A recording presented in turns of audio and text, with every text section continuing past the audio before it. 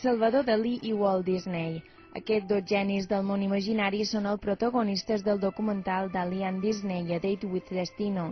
La peça es basa en el film Destino, que Salvador Dalí i Walt Disney van començar a produir l'any 1946, però que per problemes econòmics no va ser una realitat fins l'any 2003.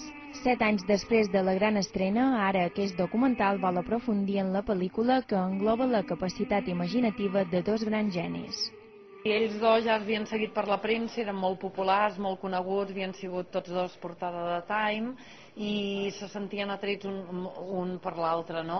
Aquí en aquest manuscrit Dalí diu que està interessat pel llenguatge dels dibuixos animats perquè és un nou llenguatge que li obre noves vies, i Disney estava captivat per la imaginació de Dalí, pel surrealisme. Per acompanyar la presentació del documental al Museu Gala Salvador Dalí es posa 27 peces del pintor català, a més d'una quinzena de dibuixos preparatoris del gran film, 10 dels quals són inèdits.